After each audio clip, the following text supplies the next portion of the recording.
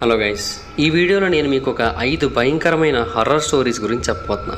కానీ ఒక్కటి గుర్తుపెట్టుకోండి, ఈ వీడియోకి సంబంధించిన స్క్రిప్ట్లు చదువుతున్నప్పుడు నాకే చాలా భయంగా అనిపించింది.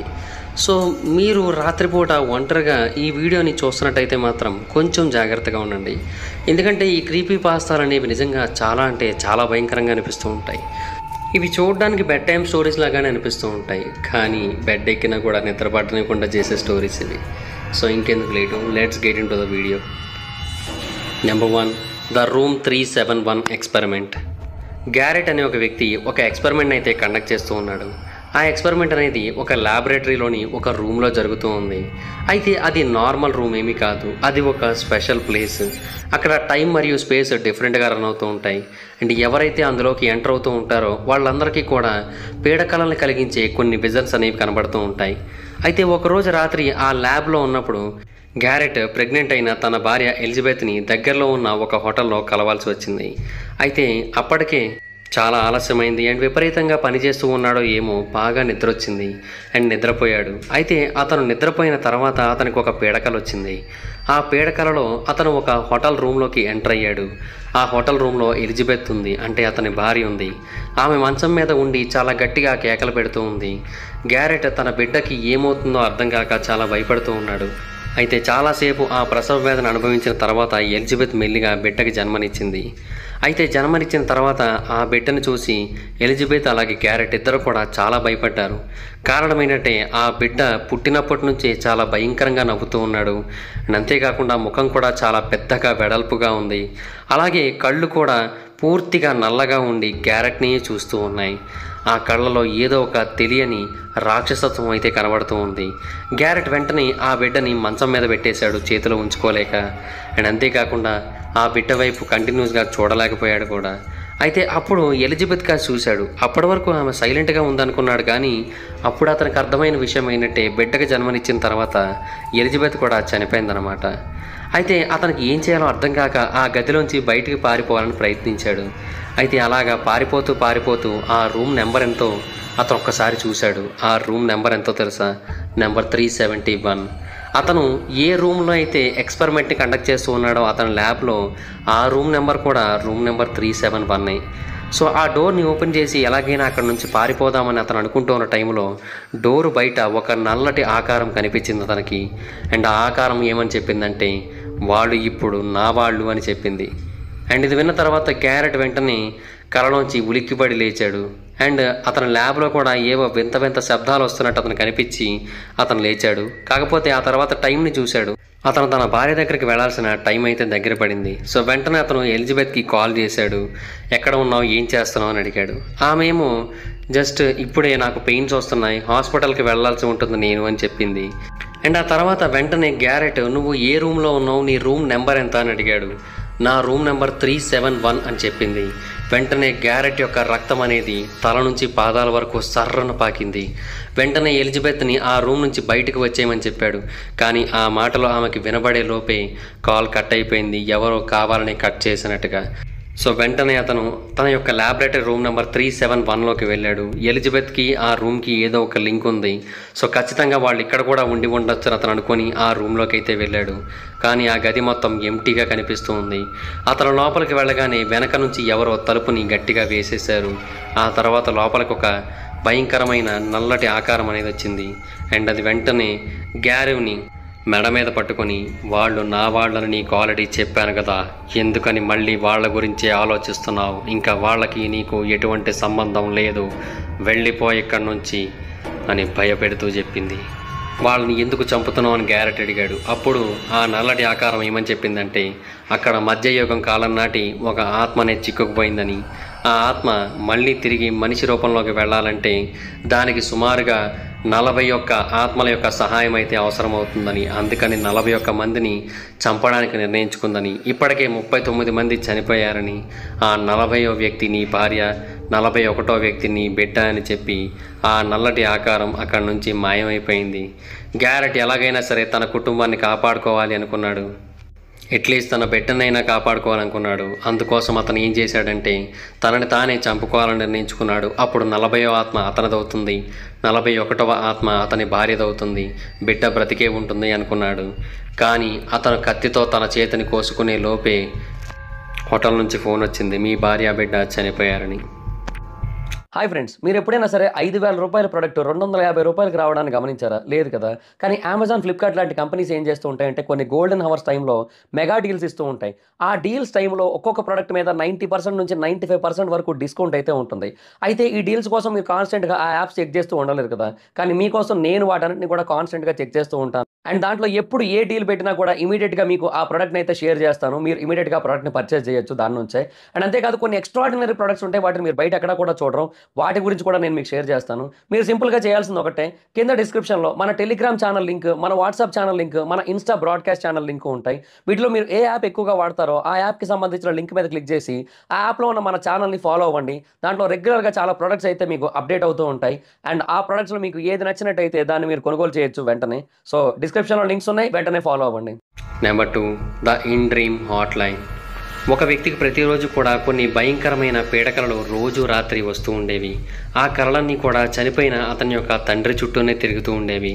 అతని తండ్రి చనిపోయాడు, కానీ అతని బాడీ మాత్రం ఎన్నేళ్లైనా కూడా ఇంకా రికవర్ అవ్వలేదు. ఒకరోజు ఈత కొడుతున్న టైంలో జరిగిన యాక్సిడెంట్లో అతను చనిపోవడం జరిగింది. అయితే ఆ టైంకి కొడుకు కూడా అక్కడే ఉన్నాడు, కానీ ఏమీ చెయ్యలేకపోయాడు. అండ్ ఆ టైంలో ఆ స్విమ్మింగ్ని చూసిన తర్వాత మరింకెప్పుడు కూడా ఆ ప్రాంతానికి వెళ్ళకూడదని, మరింకెప్పుడు కూడా ఈత కొట్టకూడదని అతనైతే నిర్ణయించుకున్నాడు. కానీ ప్రతిరోజు కూడా ఈ భయంకరమైన కలలనే వస్తూ ఉండడంతో అతనికి ఏం చేయాలో అర్థం కాక భయపడుతూ ఉన్నాడు. సో ఒకరోజు ఏంటంటే విపరీతంగా తనకి ఈ కళలు అనేవి రాకుండా ఉండాలని ప్రేయర్ అనేవి చేస్తున్న టైంలో అతనికి ఒక మెయిల్ వచ్చింది. ఆ మెయిల్లో ఒక బిజినెస్ కార్డ్ డీటెయిల్స్ అనేవి ఉన్నాయి. ఆ కార్డ్ ఏమని చెప్పిందంటే, మేము కొత్తగా ఒక కంపెనీ సర్వీస్ని స్టార్ట్ చేశాం. మా పని ఏంటంటే ఎవరైతే పీడకలలతో బాధపడుతున్నారో వాళ్ళందరికీ కూడా సహాయం చేయడమే అని చెప్పాడు. అయితే మొదట ఈ వ్యక్తి వాళ్ళని నమ్మలేదు, కానీ ఆ తర్వాత సర్లే నమ్మితే పోయిందేముంది నమ్మకం తప్ప అని చెప్పి వాళ్ళకి ఫోన్ చేశాడు. అప్పుడు వాళ్ళు ఏమని చెప్పారంటే, మీరు మీ కలలో ఉన్నప్పుడు ఈసారి ఒక రెడ్ కలర్ రోటరీ ఫోన్ అనేది కనిపిస్తుంది, దాన్ని లిఫ్ట్ చేయండి, అప్పుడు ఆటోమేటిక్గా మీకు వచ్చే కళలన్నిటికీ కూడా అదే ఫుల్ స్టాప్ పెడుతుంది అని చెప్పాడు. అతను దీన్ని నమ్మలేదు. మళ్ళీ ఎందుకు వచ్చిందిలే, చేస్తే మంచిదే కదా అనుకున్నాడు. ముందు ఇది తన ఫ్రెండ్ చేస్తున్న ఒక ప్రాంక్ అనుకున్నాడు, కానీ ఆ తర్వాత వేరే ఆప్షన్ లేక దాన్ని కొనసాగించాలని నిర్ణయించుకున్నాడు. అయితే ఆ రోజు రాత్రి కూడా ఎప్పట్లాగే అతనికి పీడకల అయితే వచ్చింది. కానీ ఆ రోజు మాత్రం అతనికి వచ్చిన కళ అనేది కొంచెం డిఫరెంట్గా వచ్చింది. ఎప్పుడు కూడా అతని తండ్రి మాయమైపోయేవాడు నీటి లోపల, కానీ ఈసారి మాత్రం అలా కాదు. అతని తండ్రి ఒక భయంకరమైన క్రియేచర్గా మారిపోతున్నట్టుగా ఆ కళ కొనసాగింది. అతని యొక్క మెడ, అతని యొక్క టెంటసెల్స్, అతని యొక్క లోవర్ భాగం, అతని యొక్క పళ్ళు ఇవన్నీ కూడా భారీగా మారిపోతూ వచ్చాయి. వీటన్నిటిని కూడా అతను చూస్తూ చాలా భయపడ్డాడు. అండ్ వెంటనే అతను సడన్గా తన చిన్ననాటి ఒక ఇంటిలోకైతే ప్రత్యక్షమయ్యాడు. అండ్ అంతేకాకుండా అతని యొక్క ఫాదర్ క్రియేచర్ కూడా అతన్ని తరుముతూ ఆ ఇంటిలోకి వచ్చాడు. అయితే ఆశ్చర్యకరమైన విషయం ఏంటంటే, ఆ ఇంటిలో ఒక రెడ్ కలర్ రోటరీ ఫోన్ అనేది కనబడింది. ఆ ఫోన్ని తన పేరెంట్స్ చిన్నప్పుడు ఉపయోగించేవారు. ఆ ఫోన్ని చూసిన తర్వాత వెంటనే ఆ రిసీవర్ని ఎత్తాడు అతను. అండ్ అందులోపల నుంచి ఒక క్రియేచర్ యొక్క వాయిస్ అనేది వినపడింది. ఆ వాయిస్ ఏం చెప్పిందంటే, ఆ క్రియేచర్ ఇంకెప్పుడు కూడా నీ లోకంలోకి రాకూడదు అంటే మరొక లోకంలోకి పంపాల్సి ఉంటుంది. సో అప్పుడు నువ్వేం చేస్తావంటే నీ కలలో నువ్వు ఒక ఐసీ అట్మాస్ఫియర్లోకి వెళ్ళినట్టుగా ఊహించుకో అని చెప్పారు. వెంటనే అతను అంటార్టికాలోకి వెళ్ళినట్టుగా ఊహించుకున్నాడు. అప్పుడు ఆ క్రియేచర్ ఆ మంచు కారణంగా గడ్డకట్టుకుపోయింది. ఆ తర్వాత వెంటనే అతనికి మెలకు వచ్చింది. కాకపోతే తనకి చాలా రిలీఫ్ వచ్చింది. ఏమనుకున్నాడంటే ఇంకా తన కళలు రావు అని అనుకున్నాడు. సో అందుకోసం అని చెప్పి చాలా రిలీఫ్గా కిందకి దిగాడు. అయితే ఆశ్చర్యకరమైన విషయం ఏంటంటే, అతని తండ్రి అలియాస్ క్రియేచర్ అతనికి మరొక రూమ్ నుంచి వస్తూ కనపడింది. వస్తూని నీ కోసమే ఎదురు చూస్తున్నాను రా అంటూ అతని మీద పడి కొరికి చంపేసింది. కోర్స్ ఇక మీదట అతనికి పీడకలలు వచ్చే అవకాశమే లేదు, ఎందుకంటే అతను అసలు బ్రతికే లేడు కాబట్టి. Number 3, heavens dark secret.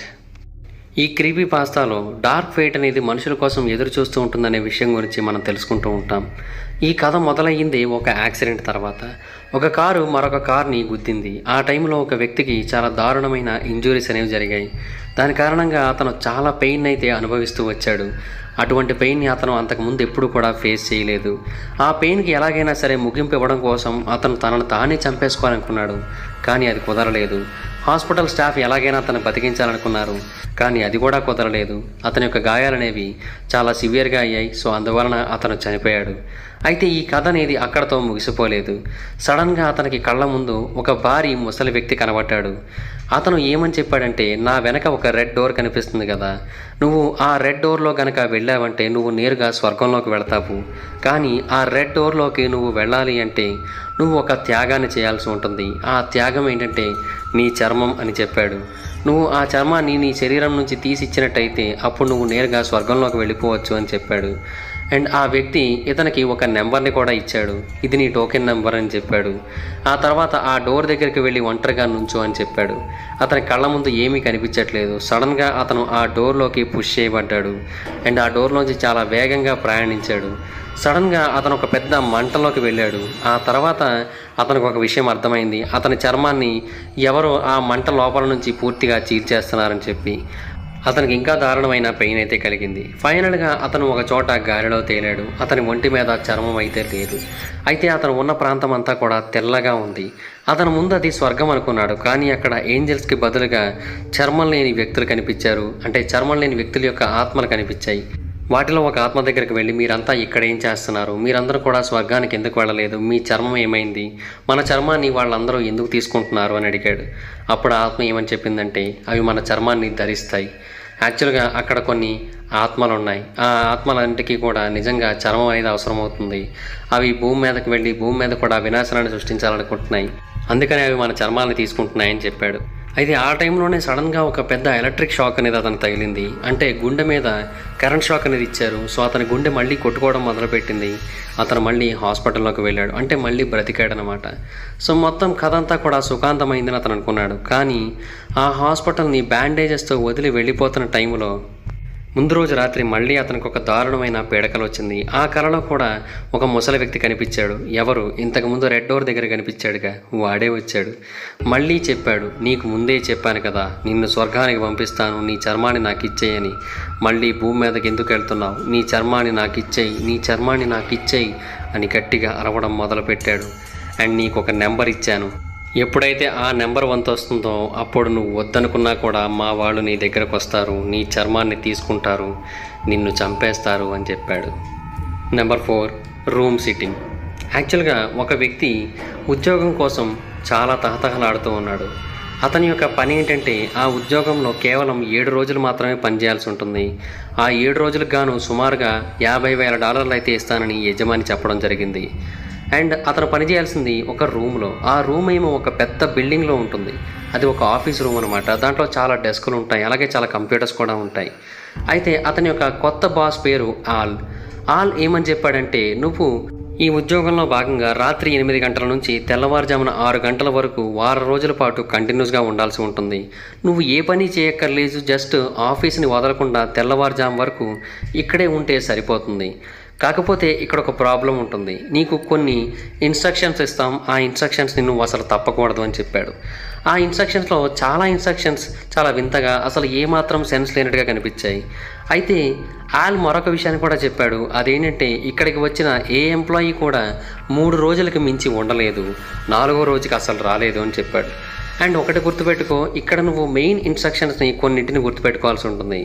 ఏదైనా ఎమర్జెన్సీ అయినట్టయితే నువ్వు నాకు ఫోన్ చేయొచ్చు, కానీ నువ్వు నాకు ఎప్పుడు కూడా 10 గంటల 5 నిమిషాల తర్వాత ఫోన్ చేయకూడదు. వారం రోజులు వస్తేనే డబ్బులు ఇస్తాను, లేదంటే ఇవ్వనని కూడా చెప్పాడు. ఆ తర్వాత ఇంకా అన్నిటికీ ఓకే అనుకుని ఆ అబ్బాయి పనిచేయడం మొదలుపెట్టాడు. మొదటి రోజు నార్మల్గానే గడిచింది, కానీ 2వ రోజు మాత్రం వింతైన సంఘటనలు జరగడం మొదలుపెట్టాయి. అయినప్పటికీ కూడా అతని యొక్క ఇన్స్ట్రక్షన్స్ కట్టుబడి అతను అక్కడ నుంచి ఏమాత్రం కదలలేదు, ఏమాత్రం బయటపడలేదు. అయితే ఆ రోజు ఒక అమ్మాయి కూడా ఆఫీస్లోకి ఎంటర్ అయింది. ఆమె ఒంటి మీద నుంచి చర్మం కింద పడిపోతూ ఉంది, లోపల ఉన్న నరాలు కనిపిస్తూ ఉన్నాయి. అయినా కూడా అతను ధైర్యంగా అలాగే ఉన్నాడు. అంత జరిగిన తర్వాత 3వ రోజు ఎవరు రారు, కానీ ఆ అబ్బాయి మాత్రం 3వ రోజు కూడా వచ్చాడు. ఎందుకంటే అతనికి డబ్బులు అనేవి చాలా అవసరం అన్నమాట. సో అందుకని 3వ రోజు ఏం జరుగుతుందో చూద్దామన్న క్యూరియాసిటీతో కూడా ఆ రోజు రూమ్లోకి అయితే ఎంటర్ అయ్యాడు. అయితే సడన్గా డోర్ మీద ఒక చిన్న నాక్ అనేది వినిపించింది. ఆ డోర్ సందులోంచి ఎవరా అని చూస్తే అతను ఇంకెవరో కాదు, అతని బాస్ అయిన ఆలే వచ్చాడు అక్కడికి. అయితే అతను ఏమని చెప్పాడంటే, రాత్రిపూట నువ్వు నేను వచ్చినా కూడా నన్ను అలౌ చేయకూడదని ఇన్స్ట్రక్షన్స్లో చెప్పాడు. కానీ ఆ విషయాన్ని ఈ అబ్బాయి మర్చిపోయాడు. అండ్ ఓనర్ని చూసిన తర్వాత, సార్ నాకు పాస్వర్డ్ తెలియదు, పాస్వర్డ్ తెలిస్తే కానీ నేను డోర్ ఓపెన్ చేయలేను కదా, మీరే ఓపెన్ చేయండి అని అన్నాడు. అప్పుడు ఆల్ బయట నుంచి, అవును కదా, నేను నీకు పాస్వర్డ్ అసలు చెప్పనే లేదు కదా, సో నువ్వెలా ఓపెన్ చేస్తావులే, నేనే ఓపెన్ చేస్తాలే అన్నాడు. సో అతను పాస్వర్డ్ని ఓపెన్ చేసి డోర్ లోపలికి ఎంటర్ అయ్యాడు. అయితే ఆ తర్వాత ఎందుకనో ఆ వ్యక్తి ఆ ఇన్స్ట్రక్షన్ షీట్ని వెనక్కి తిప్పి చూశాడు. అలా వెనక్కి తిప్పి చూసిన తర్వాత ఎందుకనో దాని మీద కొన్ని డీటెయిల్స్ అయితే కనిపించాయి. వాటిని పూర్తిగా చదివితే అందులో ఆ డోర్ యొక్క పాస్వర్డ్ ఉంది. మరి ఆల్ ఎందుకని నేను నీకు పాస్వర్డ్ అసలు ఇవ్వనే లేదని చెప్పాడు? చాలా డౌట్ వచ్చింది అతనికి. ఆ తర్వాత ఆల్ కంప్యూటర్ల ముందు కూర్చొని వింతగా ప్రవర్తించడం మొదలుపెట్టాడు. అండ్ అంతేకాకుండా చాలా దారుణమైన క్రియేచర్గా మారిపోవడం కూడా మొదలుపెట్టాడు. సో వెంటనే ఆ వ్యక్తికి చాలా భయం వేసింది. ఏం చేయాలో అర్థం కాక వెంటనే తన యొక్క యజమానికి కాల్ చేయాలని నిర్ణయించుకున్నాడు. యజమానికి కాల్ చేసి, సార్ ఇక్కడ ఇలాగా ఒక ప్రాబ్లం అయింది, దయచేసి అర్జెంటుగా వచ్చి నన్ను కాపాడండి అన్నాడు. అయితే వెంటనే ఆల్ ఆ ప్రాంతానికైతే చేరుకున్నాడు. అండ్ తన దగ్గర ఉన్న గొడ్డలతో ఆ క్రియేచర్ని చంపేసి ఆ తర్వాత ఆ పనబ్బాయి వైపు రావడం మొదలుపెట్టాడు. థ్యాంక్ యూ సార్ అని ఆ పనబ్బాయి చెబుతూ ఉన్నాడు. కానీ ఆల్లో మాత్రం క్రూరత్వం ఇంకా కనిపిస్తూనే ఉంది. అప్పుడు అతనికి ఒక విషయం గుర్తొచ్చింది. ఆల్ తనకేమని చెప్పాడు, 10:05 లోపు మాత్రమే ఫోన్ చేయమని చెప్పాడు. కానీ అతను ఆల్కి ఫోన్ చేసే టైం వచ్చి 10:06 అయింది. అంటే తాను ఫోన్ చేసింది తన యజమాని కాదు, మరి వచ్చింది ఎవరు? ఏం అర్థం కాలేదు ఆ ఎంప్లాయీకి. వెంటనే ఆ ఎంప్లాయీ బిల్డింగ్లోంచి బయటికి పారిపోయి క్షణం కూడా ఆలోచించకుండా వెనక్కి తిరిగి చూడకుండా వెళ్ళిపోయాడు. 4వ రోజు మళ్ళీ తిరిగి రాలేదు. ఇంకేం వస్తాడులే. Number 5, the rental. జాక్ అనే ఒక వ్యక్తి ఒక నవలను రాస్తూ ఉన్నాడు. అయితే ఆ నవల కోసం ఒక ప్రశాంతమైన వాతావరణం ఉన్న ఇంటిలో ఒక వారం రోజులు గడిపి అక్కడ నవల్ని ఫినిష్ చేయాలనుకున్నాడు. సో దానికోసం అతను ఒక ఒంటరి ఐలాండ్లో ఉన్న ఒక వెలివేయబడిన ఒక పెద్ద ఇంటిని వారం రోజుల పాటు రెంట్కి తీసుకున్నాడు. అది కేప్ కాడ్ అనే ఒక ఐలాండ్. ఆ ఓనర్ పేరు గ్యారెట్. యాక్చువల్గా అతను కొన్ని ఇన్స్ట్రక్షన్స్ ఇచ్చాడు. ఆ ఇన్స్ట్రక్షన్స్ అన్నీ కూడా వింతగానే అనిపిస్తున్నప్పటికీ కూడా కొన్ని మాత్రం చాలా మిస్టీరియస్గా అనిపిస్తున్నాయి అన్నమాట. అతను అందులో ఏమని చెప్పాడంటే, రాత్రి 11:25 తర్వాత ఇంటిలో లైట్లు అనేవి వెలగకూడదు, అన్నిటినీ కూడా 11:25 లోపే ఆపేయాలని చెప్పాడు. అండ్ ఇది మాత్రమే కాదు, మరొక 3 ముఖ్యమైన ఇన్స్ట్రక్షన్స్ ఉన్నాయి. ఈ ఇంటిలో కేవలం 2 వ్యక్తుల్ని మాత్రమే ఎలౌ చేస్తాము. ఆ 2 వ్యక్తుల పేర్లు ఏంటి అంటే హాంట్ ప్యూస్టన్, అలాగే జెసికా కోవెన్వుడ్. అండ్ ఇంకొకటి ఏంటంటే, ఎప్పుడైనా ఎవరైనా ఇంటికి వచ్చినప్పుడు వాళ్ళ యొక్క లాస్ట్ నేమ్స్ అడిగి మాత్రమే వాళ్ళని లోపల తీసుకురావాలి. రూల్ నెంబర్ 3 ఏంటంటే, అర్ధరాత్రి తర్వాత సూర్యోదయం మధ్యలో ఎప్పుడు కూడా ఇంట్లోంచి అడుగు బయట పెట్టకూడదు. 4వది ఏంటంటే, ఏదైనా ఒక ప్రాబ్లం అయినట్టయితే జెసికాకి మీరు కాల్ చేయొచ్చు, కానీ ఆ ఎమర్జెన్సీ నెంబర్ ఒక్కసారి మాత్రమే పనిచేస్తుంది, 2వసారి పనిచేయదు అని చెప్పాడు. సరే అని చెప్పి తర్వాత రోజు జాక్ ఆ ఇంటికి అయితే వెళ్ళాడు. ఆ ఇల్లు చాలా అద్భుతంగా అనిపించింది అతనికి. అండ్ టైం అనేది తెలియకుండా చాలా అద్భుతంగా గడిపేశాడు. అయితే అన్ఫార్చునేట్గా అతను మొదటి రోజే ఒక రూల్ని బ్రేక్ చేశాడు. ఎందుకంటే రాత్రిపూట ఆకాశం అందంగా కనిపిస్తుండడంతో అర్ధరాత్రి తర్వాత అతను బయటికి నడుచుకుంటూ వచ్చాడు. సో ఒక రూల్ని అతను బ్రేక్ చేసినట్టే కదా. అయితే ఆ తర్వాత మళ్ళీ ఇంటి లోపలికి వచ్చి చూస్తే అతనికి తన బెడ్రూమ్ కనిపించలేదు. దానికి బదులుగా ఒక పెద్ద హాల్వే కనిపించింది. దాంట్లో ఒకదాని పక్కన ఒకటి చాలా రూమ్స్ కూడా కనిపించాయి. అవి అంతకుముందు ఎప్పుడు కూడా అక్కడ కనిపించలేదు. కొన్ని రూమ్స్ మీద నెంబర్స్ ఉన్నాయి, కొన్ని రూమ్స్ మీద నెంబర్స్ లేవు. అండ్ అందులో కొన్ని హిడెన్ ప్లేసెస్ కూడా ఉండగా కనిపించాయి. అయితే జాక్కి ఏం చేయాలో అర్థం కాక ఆ కారిడార్లో అలాగా నడుస్తూ వచ్చాడు. చివరిగా ఒక రూమ్ దగ్గరకు వచ్చాడు. ఆ రూమ్ నెంబర్ 371. ఆ రూమ్లో ఏముందా అని చూస్తే అందులో లైట్ కూడా ఏమీ లేదు. కానీ ఒక నల్లటి ఆకారం మాత్రం అతని పక్క నుంచే నడుచుకుంటా వెళ్ళింది. దీన్ని చూసిన తర్వాత అతను కళ్ళు తిరిగి పడిపోయాడు. తెల్లవారుజామున మళ్ళీ కళ్ళు తెరిచాడు. అయితే అప్పుడు అతను మళ్ళీ అతని మంచం మీదే ఉన్నాడు. సో ఇదంతా కూడా ఒక కళని అతనే సర్ది చెప్పుకొని మెట్లు దిగాడు. ఆ తర్వాత తన యొక్క కథ గురించి రాయడం మొదలుపెట్టాడు. ఆ టైంలో ఒక వ్యక్తి వచ్చాడు. అతను తన పేరు హ్యాంక్ అని చెప్పాడు. ఓకే, హ్యాంక్ అన్న పేరుతో ఇన్స్ట్రక్షన్స్లో డీటెయిల్స్ ఉన్నాయి కదా అని చెప్పి అతన్ని రానిచ్చాడు లోపలికి. అయితే ఇంటి పేరు ఏంటో అడిగాడనమాట. ఇంటి పేరు చెప్పిన తర్వాత జాక్కి చాలా భయం కలిగింది. ఎందుకంటే అతని యొక్క ఇంటి పేరు ఆ డీటెయిల్స్లో రాసి ఉన్న ఇంటి పేరుతో మ్యాచ్ అవ్వలేదు. అంటే ఇతను మరింకెవరో వ్యక్తి అనమాట. సో అతన్ని బయటకు వెళ్ళిపోమని చెప్పాడు. కానీ అతను వెళ్ళిపోకుండా జాక్ వైపే తిరిగి చంపడానికి రావడం మొదలుపెట్టాడు. సో వెంటనే అతను జెసికాకి కాల్ చేశాడు. జెసికా అతనికి వెంటనే ఏమని చెప్పిందంటే, సర్క్యూట్ బ్రేకర్ ఒకటి ఉంటుంది, దాన్ని మీరు కనుక ఆఫ్ చేసినట్టయితే ఆ క్రియేచర్ ఆ ఇంటిలోంచి వెళ్ళిపోతుంది అని చెప్పింది. సో చాలా కష్టపడి 10 సెకండ్ల పాటు దాన్ని ఆఫ్ చేశాడు. ఆ తర్వాత ఆ క్రియేచర్ అక్కడ నుంచి వెళ్ళిపోయింది. కానీ జాక్కి మాత్రం మామూలుగా చెమటలు పట్టలేదు, కానీ మెల్లిగా నార్మల్ పొజిషన్లోకి వచ్చాడు. అయితే ఆ ఇన్స్ట్రక్షన్స్ని ఎలాగైనా సరే ఇంకా ఫాలో అవ్వాలని నిర్ణయించుకున్నాడు. కానీ ఆఖరి రోజున ఒక చిన్న మిస్టేక్ చేశాడు. కథని రాస్తూ టైంని మర్చిపోయి 11:25 లోపు లైట్లు ఆపడాన్ని మర్చిపోయాడు. అతను చాలా ఆదరబాదరగా లైట్లు ఆపడానికి ట్రై చేసినా కూడా టైం 11:26 అయింది చిట్ట చివరి లైట్ ఆఫ్ అయ్యేసరికి. కానీ అప్పటికే చాలా లేట్ అయిపోయింది. అతని బెడ్రూమ్ యొక్క డోర్ కింద భాగం నుంచి నల్లటి పొగ రావడం మొదలుపెట్టింది. అది ఆ రూమ్ అంతా కూడా నిండిపోవడం మొదలుపెట్టింది. రూమ్ అంతా కూడా ఆ నల్లటి స్మోకుతో అలాగా నిండిపోతూ అతనికి ఊపిరి రాడనివ్వకుండా చేస్తోంది. జాక్ కిటికీలోంచి బయటికి దూకాలని నిర్ణయించుకున్నాడు. అలాగే దూకాడు కూడా. అయితే దూకిన తర్వాత ఆ ఇంపాక్ట్ కారణంగా అతను నేల మీద పడిపోయాడు. ఆ దెబ్బ కారణంగా నొప్పిని కూడా తట్టుకోలేకపోతున్నాడు. కానీ సడన్గా ఏం జరిగిందో కానీ సముద్రంలో ఉన్న అలలన్నీ కూడా ఆ ఇంటి వైపు వేగంగా రావడం మొదలుపెట్టాయి. అతనికి వేరే ఆప్షన్ లేదు ఇంట్లోకి వెళ్ళడం తప్పిస్తే. సో అందుకని వెంటనే అతను మళ్ళీ జెసికాకి ఫోన్ చేశాడు. అండ్ ఆమె వెంటనే అతని దగ్గరికి వచ్చి ప్రాబ్లమ్ని సాల్వ్ చేస్తానని చెప్పింది. ఆమె జాక్ దగ్గరకు వచ్చి అతన్ని మెట్ల మీదకి తీసుకొని వెళ్ళి అక్కడ అతనికి ఒక సన్నటి హాల్వేని చూపించింది. అదే అతనికి అంతకుముందు కనపడింది. ఇందులో ఉంటేనే నువ్వు సేఫ్గా ఉంటావు, లోపలికి పద అంది. లోపలికి వెళ్ళిన తర్వాత అక్కడికి వచ్చిన ఆత్మలన్నీ కూడా మాయమైపోయినట్టుగా అతనికి అనిపించింది.